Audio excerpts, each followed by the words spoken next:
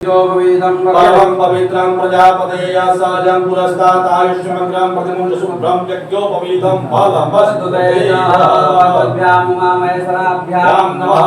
सांबदा शिवाय नमः परिवाराय नमः। छाया मार्तंड संभूतं तं नमामि सनैश्च।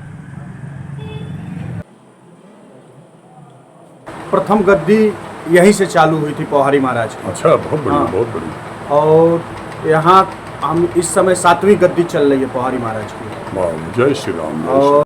नमस्कार, मैं हूँ रंजीत राय और आप लोग देख रहे हैं जनगढ़ की आवाज़। उत्तर प्रदेश के मऊ जनपद के कोपागंज ब्लॉक क्षेत्र के महुआर में 1008 राजराजेश्वर महामंडलेश्वर बाबा पौहारी जी महाराज का बड़ा दिव्य मंदिर है।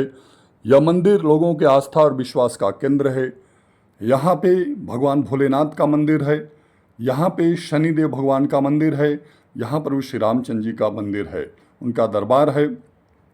यहाँ के लोग बताते हैं कि कल्पनाथ राय जब चुनाव नहीं जीत पाए तो वो यहीं महुआर आए और इसी मंदिर पे उन्होंने माथा टेका।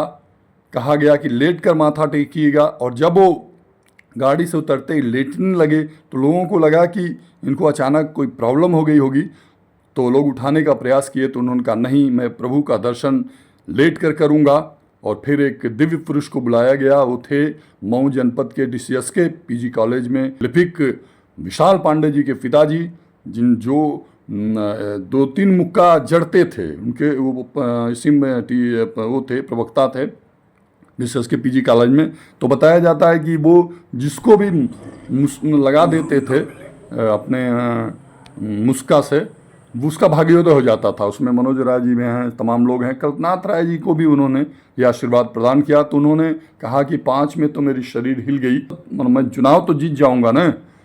उन्होंने कहा इसमें कोई संशय नहीं है, भगवत कृपा में कोई संशय नहीं होता। ये वो दिव्य मंदिर है। इस मंदिर से लोगों की बड़ी अटूट आस्था जुड़ी हुई है। मैं, मेरे परम मित्र रजनीश राय जी, प्रदीप नारायण राय जी बड़े भाई, और उनके प्रिय सुपुत्र मेरे भतीजे प्रज्वल नारायण राय जी, कान्हा जी, सभी लोग हम लोग पहुँचे मंदिर पे। यहाँ रुद्राभिषेक हो रहा था। इस रुद्राभिषेक का दर्शन करने का सौभाग्य प्राप्त हुआ। और यहाँ जो भंडारा था, जो महाप्रसाद प्राप्त किया गया, वो महाप्रसाद 3 की चावल का था और सब्जी थी। मैं जैसे प्रसाद ग्रहण करना शुरू किया तो मैंने कहा कि इस सब्जी में नमक लग रहा है कम है। तो बताया गया कि नहीं नहीं, इस सब्जी में नमक पड़ा ही नहीं है। बात समझिए, उस सब्जी में नमक नहीं पड़ा था, तो वो सब्जी बिना नमक वाली थी। 3 का चावल था और दही थी। तो इस तरह से उस महाप्रसाद को हम लोगों ने ग्रहण किया।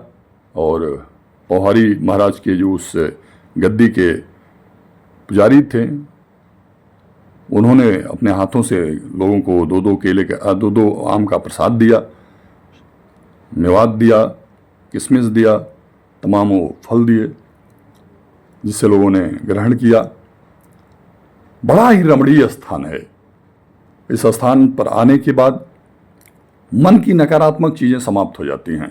नवधा भक्ति में प्रभु श्री रामचंद्र जी ने माता सबरी जी के आग्रह पर उन्हें नवधा भक्ति सुनाया, क्योंकि उन्होंने कहा कि शरीर छोड़ने से पहले भक्ति का ज्ञान प्राप्त करना चाहती हूँ। तो उन्होंने कहा कि मेरे गुरुदेव ने जो मुझे नवधा भक्ति सुनाई है, वही नवधा भक्ति आपको सुनाता हूँ।